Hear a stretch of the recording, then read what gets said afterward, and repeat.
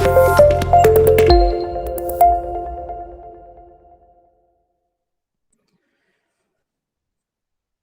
selawat serta salam kita junjungan kepada Nabi besar Nabi Muhammad SAW, kepada keluarga beliau, sahabat beliau, kepada semua pengikut beliau sampai akhir zaman nanti. Allahumma shalli ala sayyidina Muhammad wa alihi wa ashabihi ajma'in, amma ba'du.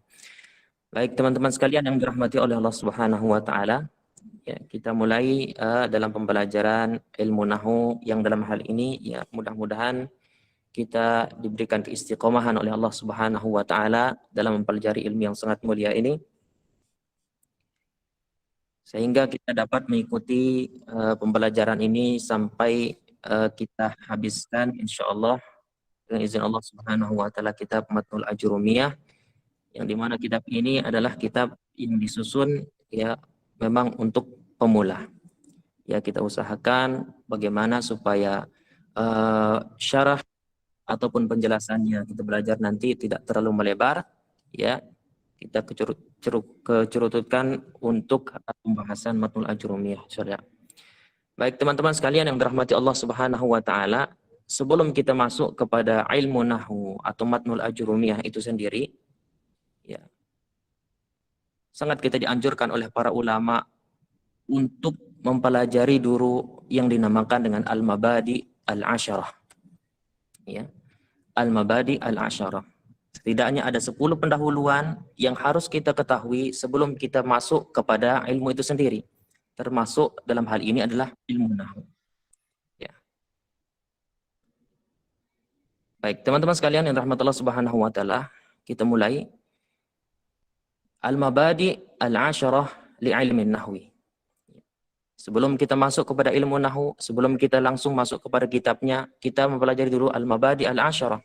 10 pendahuluan ya kita pelajari dalam ilmu nahwu itu sendiri.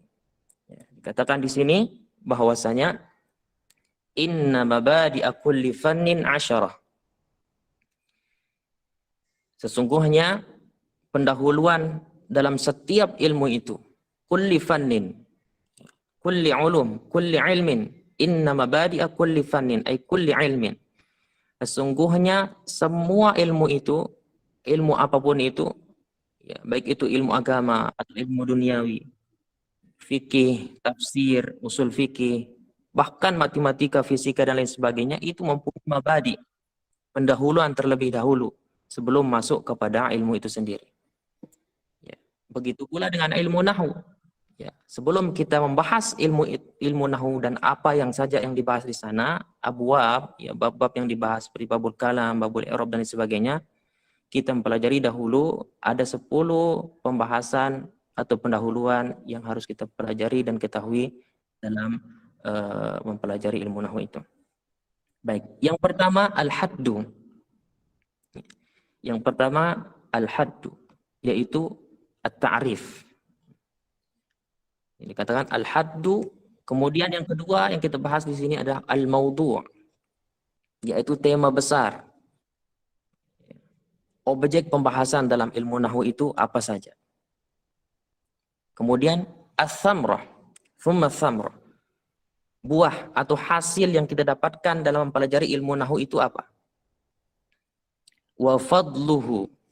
Ya. Kemudian keutamaan atau fadilah yang kita dapatkan kalau kita mempelajari ilmu nahwu itu apa? Kemudian wa nisbat. Ya. Relasi atau kaitan ilmu nahwu itu dengan ilmu nahwu itu sendiri atau dengan ilmu-ilmu yang lainnya itu apa? Nah, itu dibahas dalam al-mabadi al-asyarah ini. Lalu kemudian wal wadhi', ya, pencetus atau peletak pertama ilmu nahwu itu siapa? Lalu kemudian al-ismu, penamaan. Penamaan ilmu nahwu itu kenapa dinamakan ilmu nahwu? Dan ilmu nahwu itu dikenal dengan nama apa saja? Nah, itu kita belajar dalam al-mabadi al-asyarah. Kemudian al-istimdad. Sumber ilmu nahwu itu dari mana?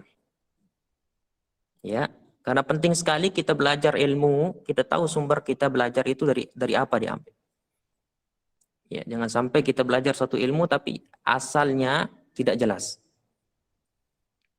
Lalu kemudian hukum syari', hukum mempelajari ilmu nahwu itu apa? Ya. Kemudian yang terakhir masail.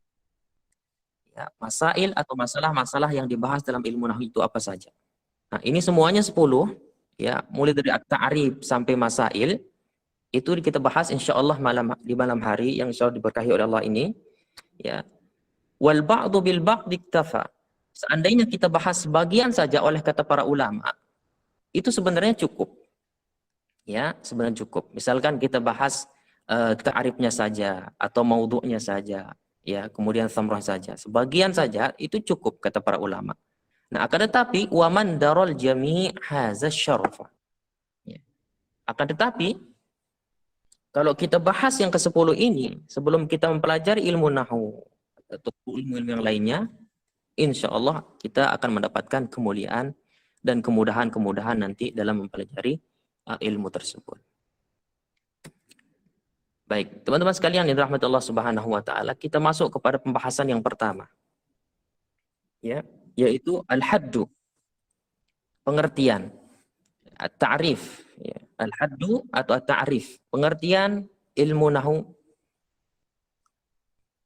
Baik. Di sini pengertiannya ada dua. Ya, pertama secara etimologi, ya lugatan, yang kedua secara terminologi, istilahan. Mulai pada yang pertama, ya, yaitu secara etimologi, lugatan. Apa itu ilmu nahwu dalam secara bahasa? Ya, bahwasanya nahwu itu secara bahasa mempunyai banyak makna, iddata ma'ani. Ya, beberapa makna dalam bahasa Arab. Ya, di antaranya al-mithlu, al-jihah, al-miqdar, al-ba'du, al-qasdu. Ya. Misalkan al-mithlu, itu artinya seperti atau asyibhu, ya. Contohnya, misalkan dalam sebuah kalimat contohnya Muhammadun nahwu aliyin. Ya, Muhammadun nahwu aliyin. Ya, nahwu di sini artinya seperti. Ya, Muhammad seperti Ali.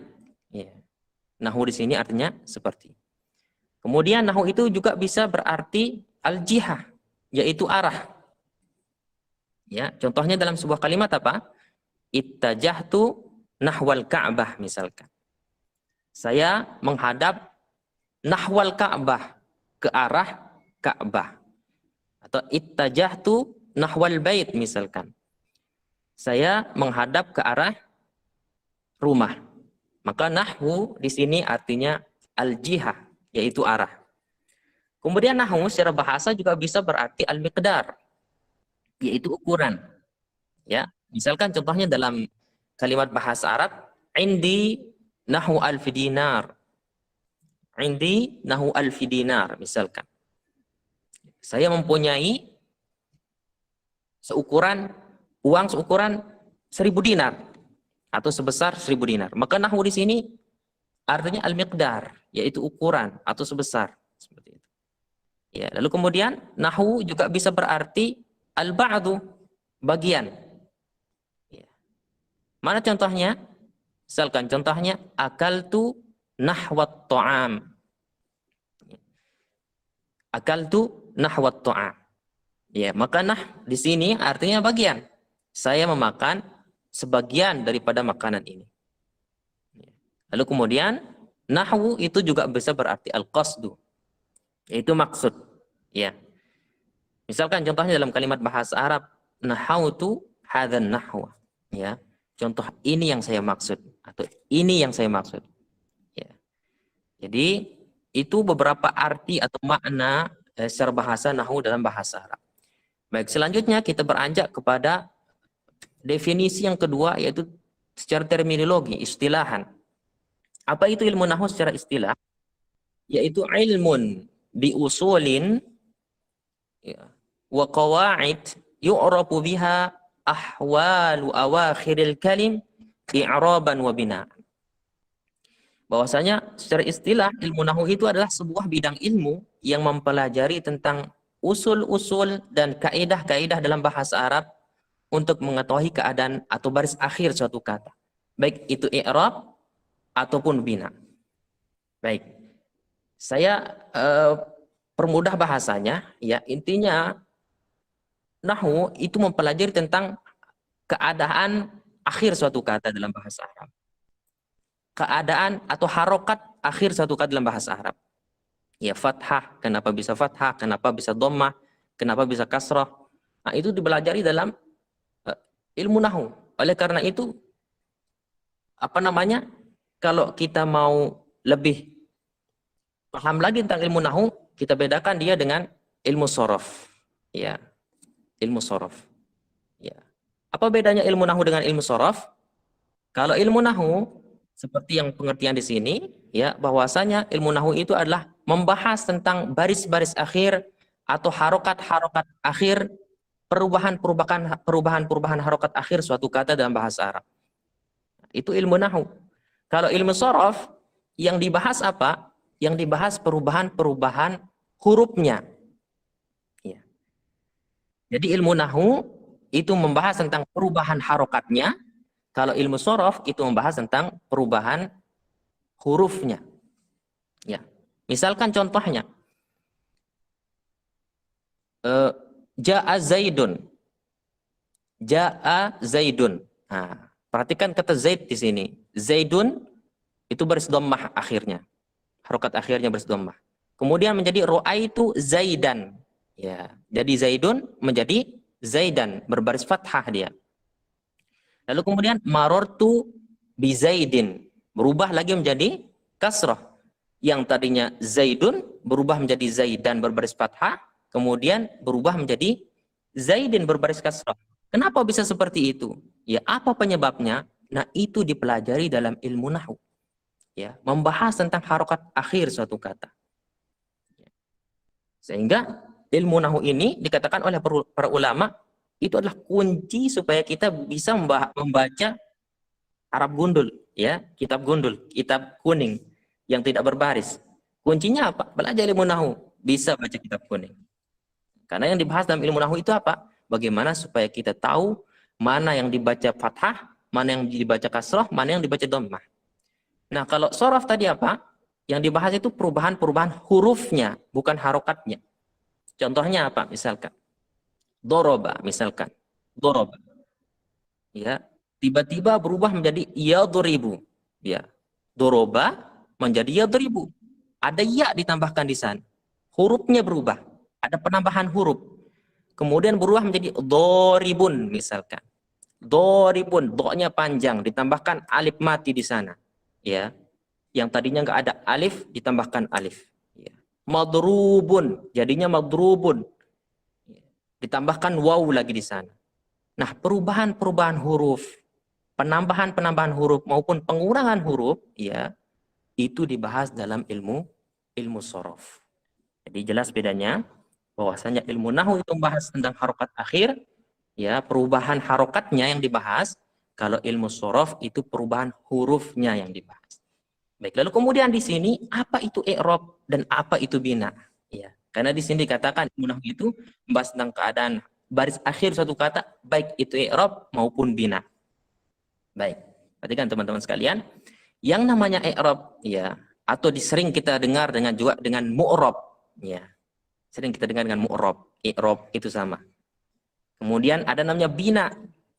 Ya, bina itu dalam kita kenal dengan mabni, kata mabni, ya. Jadi, saya ulangi sekali lagi, ilmu nahwu itu mempelajari tentang baris akhir suatu kata atau harokat akhir suatu kata. Nah, dalam bahasa Arab, ya, itu ada kata-kata yang i'rab dapat berubah harokat akhirnya. Dapat berubah harokat akhirnya. Itu namanya i'rab. Dhammah menjadi fathah, fathah menjadi kasrah. Ya. Itu namanya i'rab. Kata-kata yang bisa berubah harokat akhirnya, Zaidun menjadi Zaidan, kemudian menjadi Zaidin, rojulun menjadi rojulan, kemudian menjadi rojulin, kemudian imro'atun menjadi imro'atan, menjadi imro'atin, itu namanya i'rab, ya, atau mu'rab, dapat berubah harokat akhirnya sesuai dengan amil yang masuk padanya. Kemudian dalam bahasa Arab itu ada namanya bina atau mabni. Apa artinya bina atau mabni? Tetap, ya, tidak bisa berubah harokat akhirnya. Karena dalam bahasa Arab ada kata-kata yang tidak bisa berubah harokat akhirnya, ya, walaupun dia seharusnya mungkin baris fathah, ya, tapi dia tidak bisa baris fathah karena mungkin aslinya itu berbaris kasrah. Misalkan amsi, ya, misalkan amsi, Ya. Amsi ini sudah dia menjadi bina tetap dalam bahasa Arab. Tidak bisa kita rubah harokat akhirnya menjadi amsa, tidak bisa kita katakan juga menjadi amsu.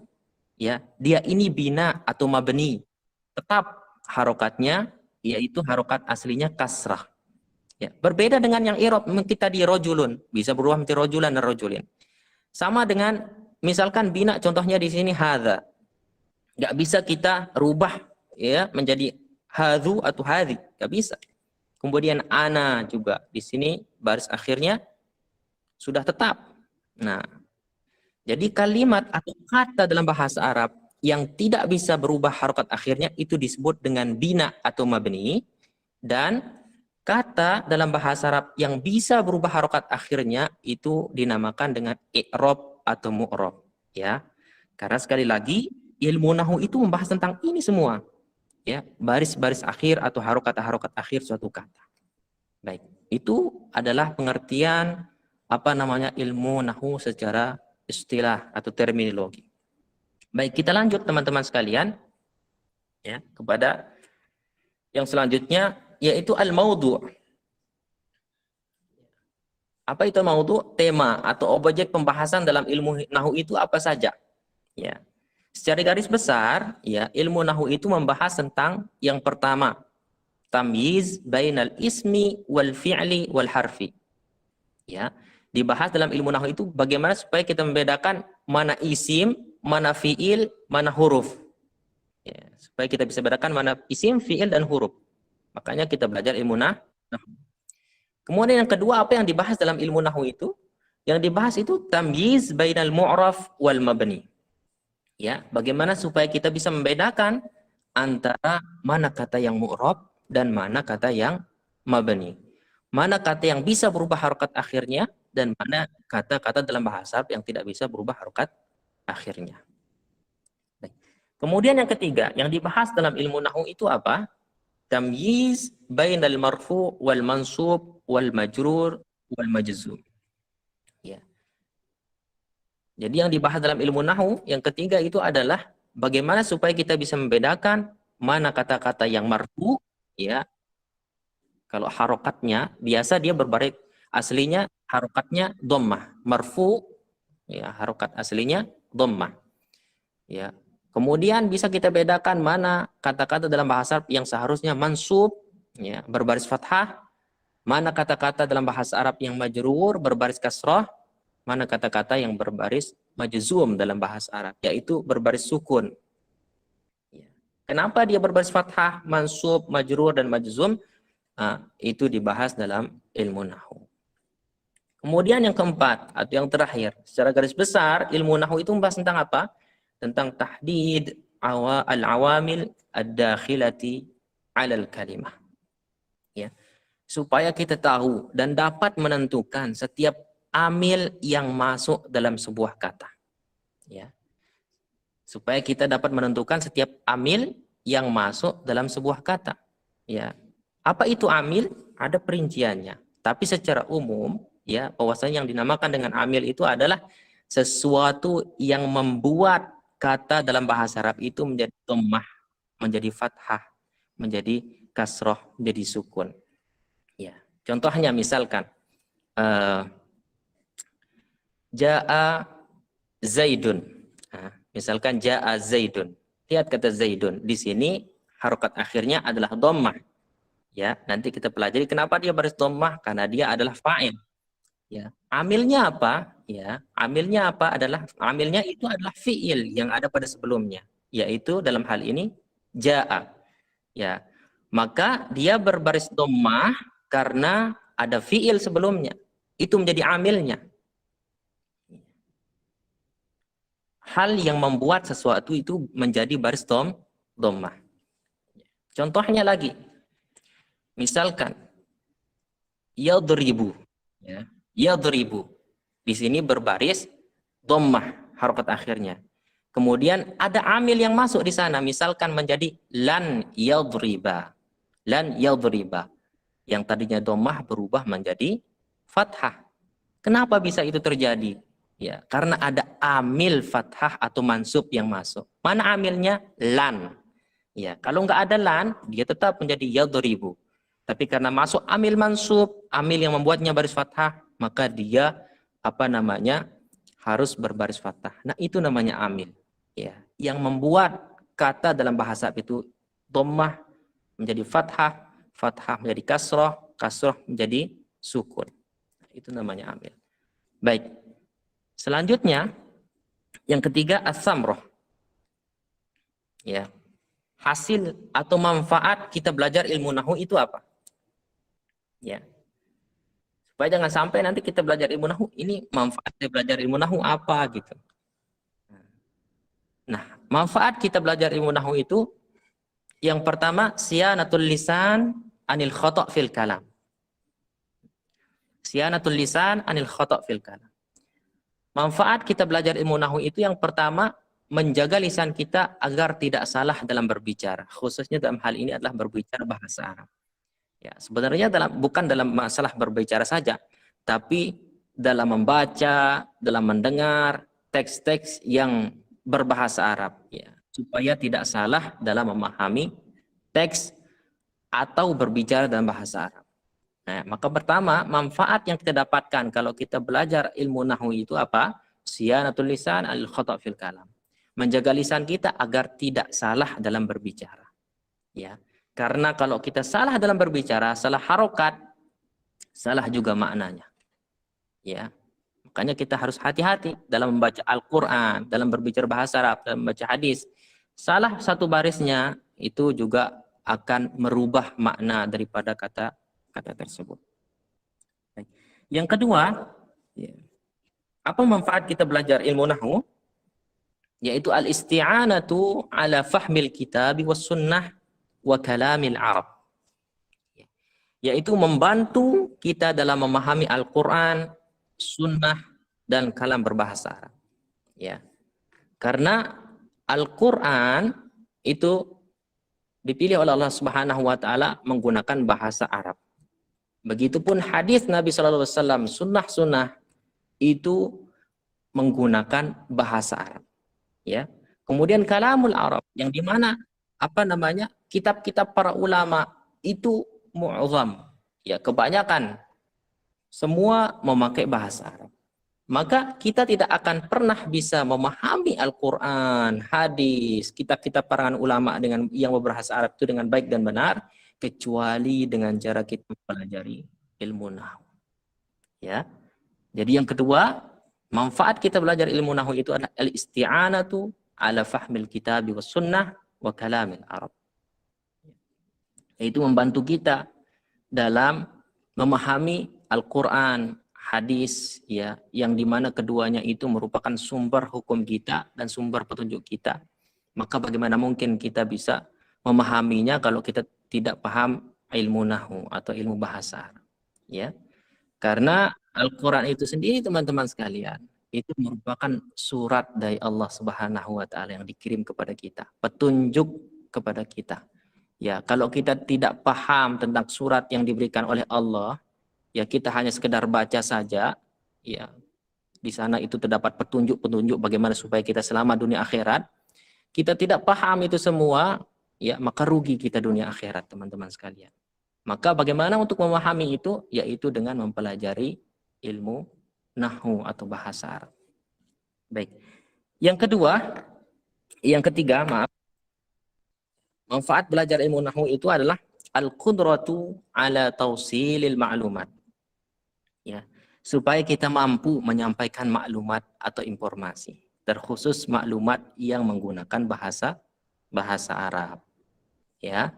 Jadi supaya sampai maklumat itu, informasi itu sesuai dengan harapan kita, ya, tentu dengan saya katakan tadi, kalau kita salah baris saja dalam apa namanya mengucapkan suatu kata itu, maka salah maknanya. Misalkan saya contohkan kalamun, misalkan. Kalamun itu artinya kalam, pembicaraan. Ya. Kalau kita rubah barisnya menjadi kilamun, misalkan. Kilamun, di sini berubah harokatnya. Yang tadinya kafnya berbaris atas, berubah menjadi baris kasroh. Ya, kilamun. Maka berbeda juga artinya. Ya. Artinya kilamun itu al-jarhu, ya, atau luka. Ya, al-jarhu itu artinya luka. Kilamun artinya luka. Kalau kita rubah menjadi dhammah lagi, kafnya menjadi kulamun. Berbeda lagi maknanya. Ya. Apa artinya kulamun? Artinya ardus su'bah atau tanah yang tandus. Ya.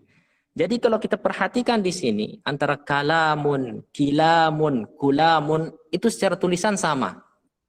Cuma bedanya satu saja di hurufnya, itu huruf kaf saja. Ada kafnya berbaris dhammah, ada kafnya berbaris fathah, ada kafnya berbaris kasrah. Ya. Dengan apa namanya perubahan harokat itu merubah maknanya. Dan makna di antara yang satu dengan yang lainnya itu sangatlah jauh bedanya. Kalamun artinya pembicaraan, kemudian kilamun artinya luka, ya. Kalau kita kena silet atau pisau luka, nah, itu artinya kilamun. Kemudian kulamun itu ardus su'bah, itu tanah yang tandus. Ya. Satu harokat yang berbeda dalam bahasa Arab akan merubah makna. Sehingga kita hati-hati dalam apalagi kita membaca Al-Quran, ya, maupun menyampaikan maklumat. Ya. Yang tadinya misalkan kita mau mengatakan kalamuka, itu artinya pembicaraanmu atau ucapanmu, kita salah baris menjadi kilamuka, beda lagi maknanya. Kita katakan kilamuka berarti artinya lukamu. Seperti itu. Jauh bedanya. Lalu kemudian yang keempat, ya, as-samrah. Manfaat kita belajar ilmu nahwu itu apa? Hifdzul aqidah as-sahihah. Ya, itu menjaga akidah kita supaya tetap dalam kebenaran. Ya, menjaga akidah kita tetap dalam kebenaran. Contohnya misalkan ada dalam Al-Qur'an, ya, di surah An-Nisa ayat 164, Allah Subhanahu wa taala berfirman, a'udzubillahi minasyaitonir rajim. Wa kallamallahu Musa taklima. Ya, di sini Allah katakan wa kallamallahu Musa taklima. Ya, artinya dan Allah berbicara dengan Nabi Musa dengan sebenar-benar pembicaraan. Ya, perhatikan kata Allah di sini berbaris dhammah. Ya, wa kallamallahu Musa taklima. Maka di sini Allah menjadi fa'il. Allah yang berbicara dengan Nabi Musa. Itu akidah kita sebagai ahlus sunnah wal jamaah. Nah, ada di luar sana, ya, salah satu kaum yang sesat, ya, namanya Mu'tazilah. Ya. Mu'tazilah ini merubah harokat akhir kata Allah itu. Yang tadinya wa kallamallahu Musa taklima, dirubah oleh kaum Mu'tazilah menjadi wa kallamallaha Musa taklima.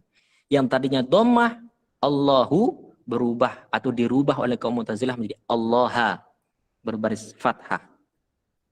Maka artinya juga berbeda.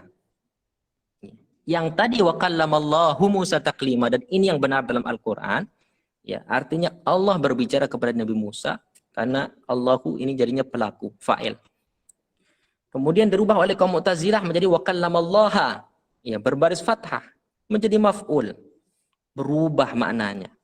Nabi Musa yang berbicara kepada Allah Subhanahu wa taala.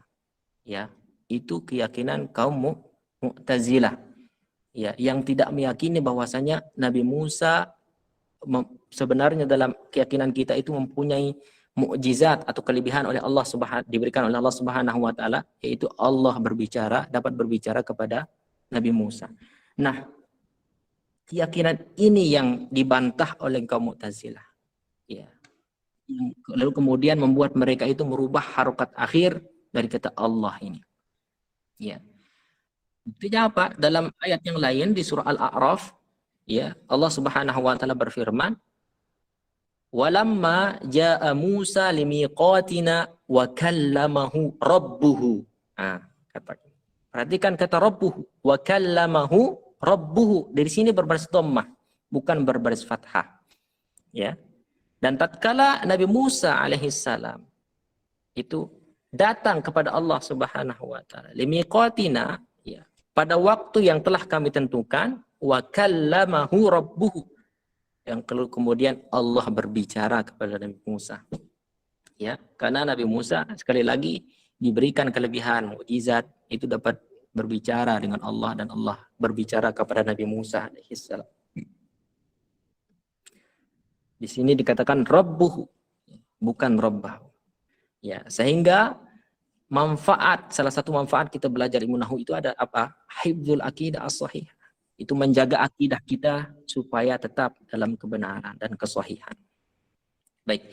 Yang keempat kita lanjut, ya, al-fadlu, yaitu keutamaan atau fadilah kita belajar ilmu nahwu itu apa? Ya, ada banyak sekali fadilah-fadilah atau keutamaan kita belajar ilmu nahwu. Ya, kita sebutkan sebagiannya dari perkataan para sahabat dan para ulama, di antaranya ruwiya an Umar ibn al-Khattab radhiyallahu anhu, ya, Umar bin Khattab pernah mengatakan ta'allamul lahna wal faraid fa innahu min dinikum. Ya. Belajarlah al-lahan.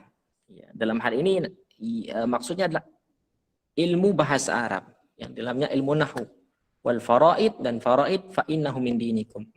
Dan karena sesungguhnya ilmu tersebut merupakan bagian daripada agama kalian. Ya, dalam riwayat yang lain dikatakan ta'allamu al-arabiyyah fa innaha juz'un min dinikum. Belajarlah bahasa Arab karena bahasa Arab itu merupakan bagian daripada agama kalian. Ya, karena bahasa Arab itu merupakan satu alat untuk memahami agama secara baik dan benar. Yang kedua, min kalami Malik ibni Anas. Ya, perkataan Malik bin Anas mengatakan bahwasanya al-i'rabu huliyul lisan fala tamna'u alsinatakum huliyaha. Ya. Al-i'rab, ya, dalam hal ini ilmu bahasa Arab itu merupakan perhiasan bagi lisan kita, keindahan dari lisan kita saat kita berbicara. Fala tamna'u alsinatakum huliyah, maka jangan kalian halangi lisan kalian untuk berhias atau mengindahkan dirinya. Jadi lisan kita tanpa bahasa Arab atau tanpa nahwu itu tidak ada keindahan padanya. Karena sungguhnya ketika kita berbicara bahasa Arab, yang perlu adalah berbicara dengan baik dan benar. Ya, karena itu yang akan mengindahkan bahasa kita. Dan dengan berbicara baik dan benar itu, cara kita adalah dengan mempelajari nahwu itu sendiri. Kemudian warwiya an Ibnu Umar radhiyallahu anhuma, dari Ibnu Umar radhiyallahu anhuma, ia mengatakan bahwasanya annahu kana yadribu waladahu 'ala al-lahn. Bahwasanya Ibnu Umar itu sejak anaknya masih kecil itu sudah dilatih untuk mempelajari ilmu bahasa Arab, al-lahan, supaya tidak salah dalam berbicara bahasa Arab. Ya. Dalam arti lain, Ibnu Umar mengajarkan kepada anaknya tentang kaidah-kaidah ilmu bahasa Arab sejak dia masih kecil. Ya. Lalu kemudian qala al-Khalil Ibnu Ahmad al-Farahidi, ya, Khalil Ibnu Ahmad al-Farahidi yang ia ini merupakan salah satu ulama yang sangat mahir dalam ilmu nahwu. Rahimahullahu taala, ia mengatakan an-nahwu lilisanin bimanzilatit ta'am lil abdan. Bahwasanya nahwu itu, ya, dalam lisan, nahwu bagi lisan kita ini bimanzilatit ta'am lil abdan. Kedudukannya itu bagaikan makanan dalam sebuah tubuh kita, bagi badan kita. Jadi nahwu bagi lisan kita itu kedudukannya sama seperti makanan bagi badan atau jasad kita. Ya. Sebagaimana jasad kita, badan kita itu membutuhkan makanan setiap hari, maka begitupun lisan kita kalau kita berbicara dalam bahasa Arab khususnya itu butuh akan ilmu nahwu. Ya, supaya kenapa? Supaya tetap sehat bahasanya. Kalau badan, supaya tetap sehat badannya. Ya, seperti itu. Baik, lalu kemudian waqala tabi'iyul jalil Amir Asy-Sya'bi. Ya, salah seorang tabi'in mengatakan, ya, bahwasanya an-nahwu fil ilmi kal milhi fit ta'am la yastaghniyan. Bahwasanya ilmu nahwu itu dalam sebuah ilmu, ya, terutama dalam ilmu syariat, ilmu agama secara keseluruhan, ilmu nahwu itu bagaikan garam pada sebuah makanan. Ya. Yang dimana kalau tidak ada hal tersebut, maka la yastaghni anhu, tidak akan tidak akan ada gunanya dan akan terasa sangat kurang. Ya. Karena makanan tanpa garam itu rasanya hambar, ada yang sangat kurang. Begitu pula ilmu, ya, kalau kita mempelajari ilmu agama, lalu kemudian kita tidak belajar ilmu nahwu, itu akan terasa hambar, akan terasa sangat ada yang kurang. Karena bagaimana mungkin kita memahami misalkan tafsir, fikih, usul fikih tanpa kita mempelajari ilmu nahwu itu sendiri. Lalu kemudian qala al-Imam Asy-Syafi'i rahimahullahu taala. Imam Syafi'i pernah mengatakan bahwasanya man tabahhara fin nahwi ihtada ila kullil ulum. Ya.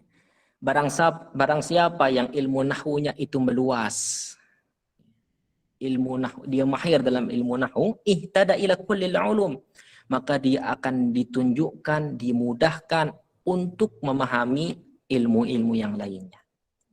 Khusus dalam hal ini adalah ilmu agama. Ilmu tafsir, ilmu hadis, yang semuanya itu membutuhkan ilmu nahwu untuk memahaminya. Ya, maka barang siapa yang mahir dalam ilmu nahwu, sesungguhnya dia akan mudah dan ditunjukkan untuk memahami ilmu-ilmu yang lainnya. Lalu kemudian qala Syekh Ahmad Ibnu Ali Ibnu Mas'ud, ya, mengatakan bahwasanya i'lam anna sarfa ummul ulum wan nahwa abuha.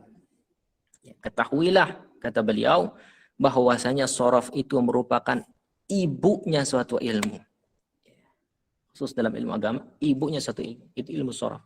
Wan nahwa abuha, dan nahwu itu sebagai bapaknya. Apa maksudnya? Ya, yaitu bisa menghasilkan ilmu-ilmu yang lainnya. Sebagaimana kalau ada seorang laki-laki menikah dengan seorang perempuan, ya, dia akan menghasilkan keturunan, ya, dia akan menghasilkan anak. Begitu pula kalau kita paham ilmu nahwu, paham ilmu sorof, maka kita akan menghasilkan dan pemahaman-pemahaman kita akan dimudahkan untuk memahami ilmu-ilmu yang lainnya. Beranak pinak seperti itu. Lalu kemudian waqala Syekh Yahya Al-Imriti rahimahullahu taala.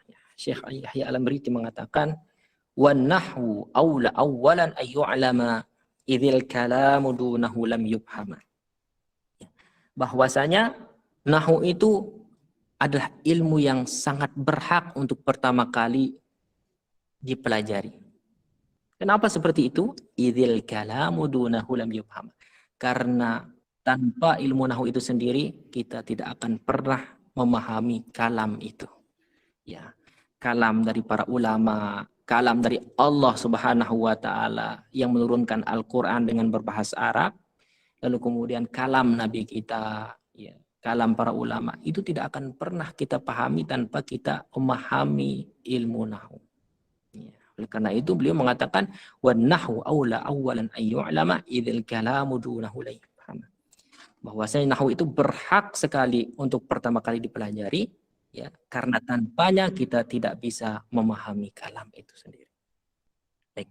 Lalu kemudian qala Syekh Al-Utsaimin rahimahullahu taala, dikatakan oleh Syekh Utsaimin rahimahullahu taala, innan nahwa fi awwalihi sa'bun wa fi akhirihi sahlun.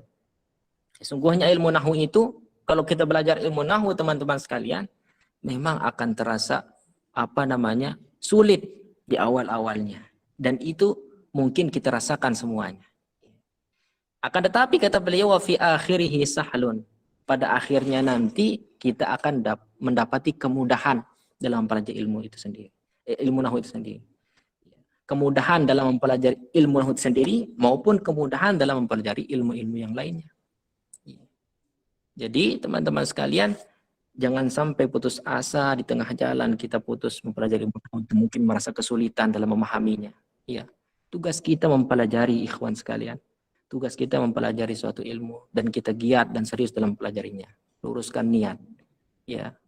Adapun masalah paham atau tidaknya, itu kita minta kepada Allah Subhanahu wa taala. Karena dalam mempelajari ilmu agama itu tidak ada yang sia-sia, teman-teman sekalian. Semuanya itu merupakan amal dan kebaikan. Ya, mengalirkan pahala kepada kita semua. Jadi investasi kita di akhirat kelak. Ya. Jadi walaupun ilmu nahwu ini kita dapati dia itu sulit kita pahami, maka mari kita belajar saja.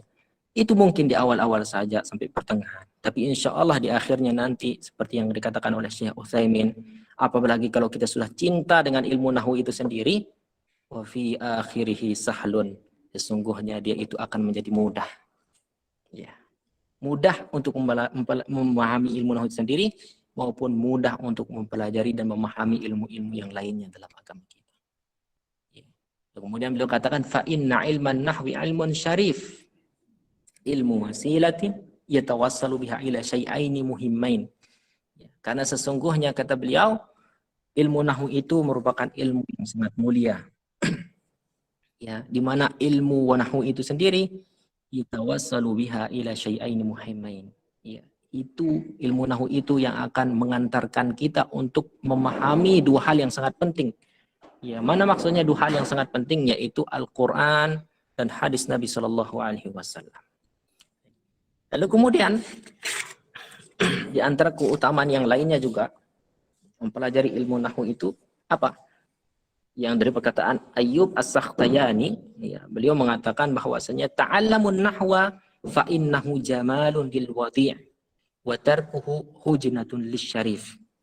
Bahwasanya pelajarilah nahwu, kata beliau, sesungguhnya ilmu nahwu itu jamalun lil wadi', adalah sebuah keindahan bagi sesuatu yang buruk. Belajar ilmu nahwu itu akan meninggikan sesuatu yang rendah. Belajar ilmu nahwu itu akan menjadikan sesuatu yang hina menjadi mulia. Wa tarkuhu hujratun lisyarif, dan meninggalkan ilmu nahwu itu untuk dipelajari akan menjadikan rendah sesuatu yang tinggi, akan menjadikan buruk sesuatu yang indah, dan akan menjadikan hina sesuatu yang mulia. Baik, kita lanjutkan. Yang kelima itu an-nisbah. Ya, relasi hubungan ilmu nahwu itu dengan ilmu-ilmu yang lainnya apa? An-nahwu min ulumil alat. Bahwasanya ilmu nahwu itu, ya, hubungan ilmu nahwu dengan ilmu lainnya adalah sebagai salah satu ilmu alat, di mana nahwu dipelajari sebagai alat untuk mempelajari ilmu yang lainnya. Ya, jadi dengan paham ilmu nahwu, insya Allah kita akan itu menjadi alat kita untuk memahami ilmu-ilmu yang lainnya. Baik, selanjutnya yang keenam al-wadi', ya, pelopor ilmu nahwu itu siapa? Ya. Pelatak dasar ilmu nahwu itu sesuai dengan pendapat yang paling unggul, ya, banyak riwayat. Tetapi yang paling masyhur itu adalah Imam Abul Aswad Ad-Du'ali. Ya, Imam Abul Aswad Ad-Du'ali. Yang beliau ini sangat masyhur dan hidup pada masanya Ali bin Abi Thalib, Khalifah Ali bin Abi Thalib. Kemudian beliau mempunyai nama asli Zalim bin Amr. Beliau berasal dari Bani Kinanah. Dilahirkan di kota Kufah, Irak, dan menjabat sebagai hakim atau qadhi di kota Basrah. Ya. Jadi ceritanya, sejarahnya adalah banyak riwayat yang menceritakan tentang hal tersebut. Tapi di antaranya adalah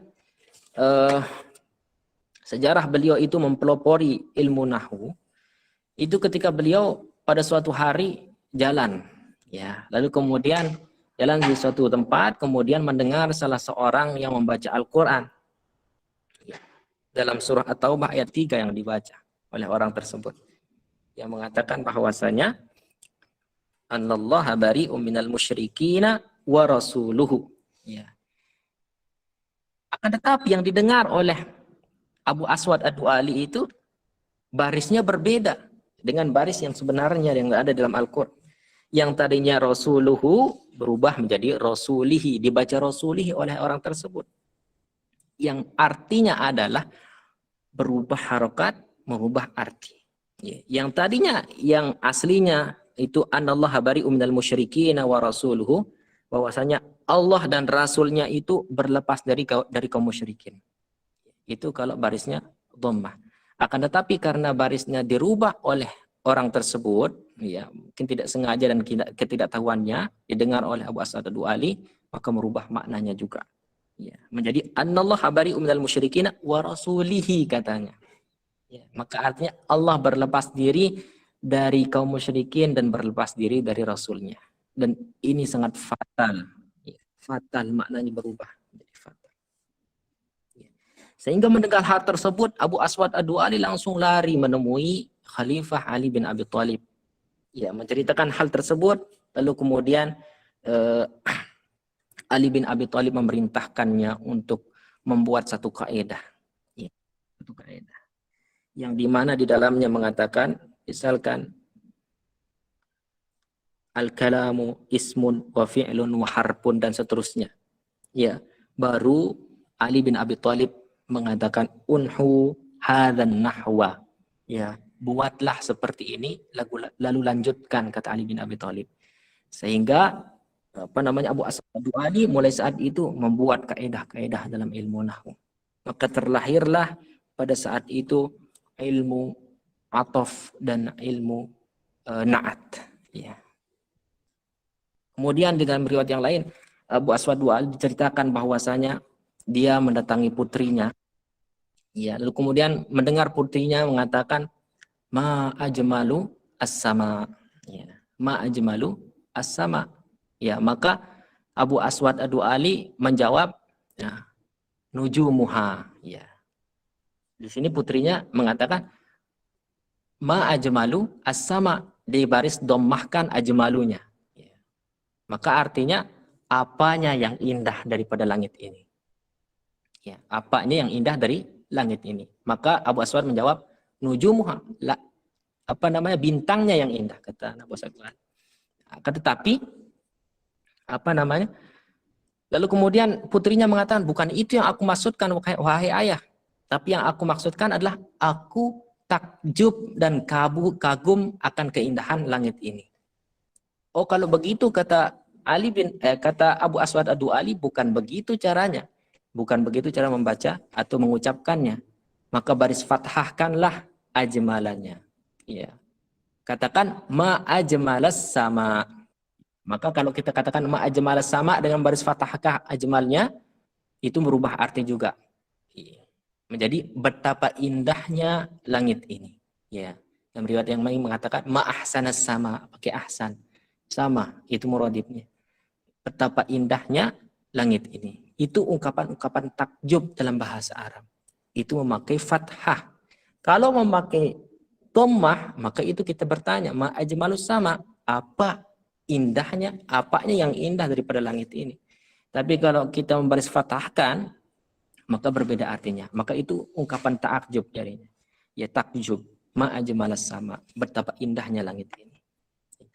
Dalam riwayat yang lain itu diceritakan pula Abu Aswad Ali datang kepada putrinya, lalu kemudian putrinya mengatakan ma asyaddul har.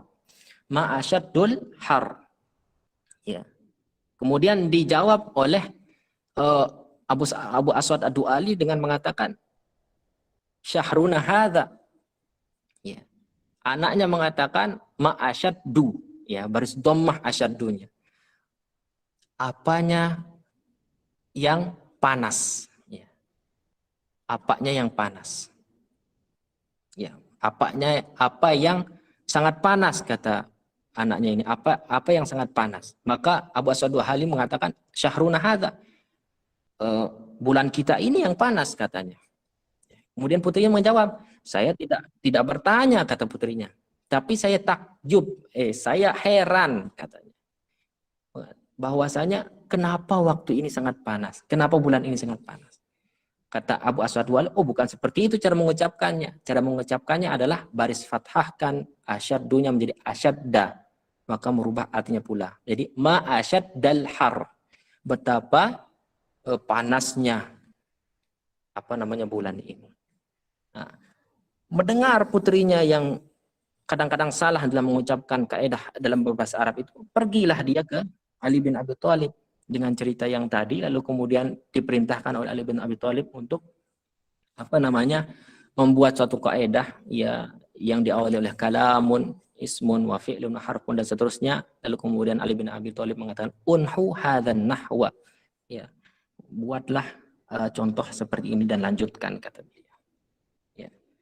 Kemudian Abu Aswad Ali itu merupakan beliau juga orang yang pertama kali membuat titik pada huruf hijaiyah, ya, dalam Al-Qur'an. Yang dimana dulu itu Al-Qur'an itu sendiri tidak mempunyai titik, tidak mempunyai baris. Ya, sehingga banyak orang yang salah dalam membacanya, sehingga Abu Aswad Ali itu mempunyai eh, inisiatif untuk memberikan titik atau harokat dalam Al-Quran itu sendiri. Sehingga ia memanggil satu orang ya untuk didikte Al-Quran dari awal Al-Fatihah sampai An-Nas akhir. Ya. Kata Abu Asad wa Ali memanggil orang tersebut lalu mengatakan idza ra'aitini qad fatahtu fami bil harfi fanqut nuqtatan fawqahu ala a'la. Apabila engkau lihat aku buka mulutku, maka taruh titik di atasnya satu. Ya. Apabila kamu lihat saya monyongkan mulutku, taruh titik di depannya. Ya. Kalau engkau melihat aku melebarkan mulutku, maka taruh titik di bawahnya satu. Ya.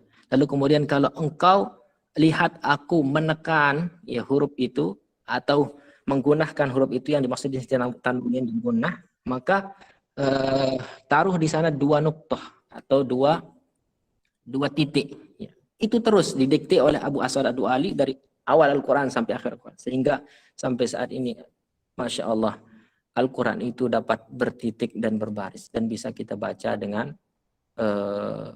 baik dan benar apabila kita sudah pelajari. Ya, yang lalu kemudian dilanjutkan oleh salah seorang ulama yang terkenal yang dikenal dengan Al-Khalil Ibnu Ahmad Al-Farahidi. Beliau ini hidup di zamannya Harun Ar-Rasyid. Beliau membuat kaedah-kaedah dan melanjutkan kaedah-kaedah dalam ilmu nahwu itu dan membuat salah satu mu'jam, ya kamus namanya Mu'jamul Ain. Ya, kamus Al-Ain. Kemudian juga dilanjutkan lagi dengan muridnya yang bernama Sibawayh. Ya, Imam Sibawayh yang kita kenal selama ini ya dalam ilmu nahwu dan membuat banyak sekali kaedah-kaedah dan kitab-kitab dalam ilmu nahwu itu sendiri. Baik. Lalu kemudian selanjutnya al-ismu. Ya. Yang ketujuh al-ismu. Ya. Penamaan ilmu nahwu itu dalam bahasa Arab itu dikenal dengan ilmu al-arabiyah kadang-kadang disebut. Atau kadang-kadang disebut dia juga dengan ilmu qawaid al-arabiyah. Disebut dia dengan ilmu kaidah bahasa Arab. Ya. Lalu kemudian kenapa disebut dengan ilmu nahwu?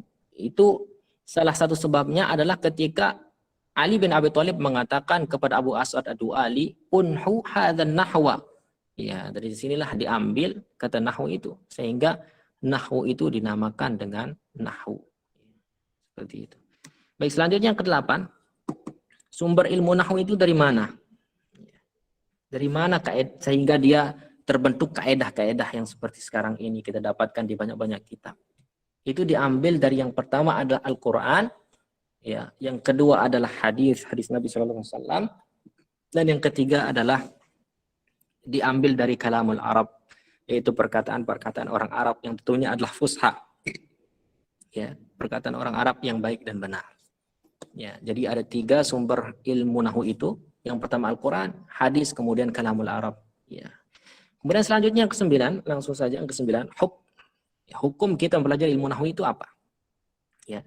Bahwasanya ilmu nahwu itu hukumnya kita pelajari fardu kifayah. Ya. Bagi keumuman orang. Ya, fardu kifayah.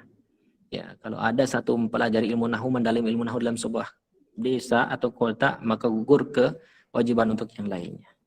Ya, akan tetapi dia bisa menjadi fardu ain. Bagi siapa? Bagi orang-orang yang memperdalami agama. Misalkan ahli tafsir, ahli hadis, maka mereka wajib hukumnya mempelajari ilmu nahwu. Kenapa? Karena tidak mungkin mereka bisa memahami tafsir, mereka tidak mungkin memahami hadis kalau mereka tidak memahami ilmu nahwu. Karena semuanya itu membutuhkan ilmu nahwu untuk mempelajari tafsir dan hadis dan lain sebagainya dalam agama kita. Ya. Maka kalau mereka tidak memahami ilmu nahwu, bisa melenceng pula pemahaman mereka, tafsir mereka, hadis mereka, dan lain sebagainya. Sehingga dalam hal ini ada orang-orang yang wajib hukumnya belajar ilmu nahwu, yaitu orang-orang yang memperdalai agama. Ya. Kemudian yang ke-10 yang terakhir, insyaallah itu al-masail.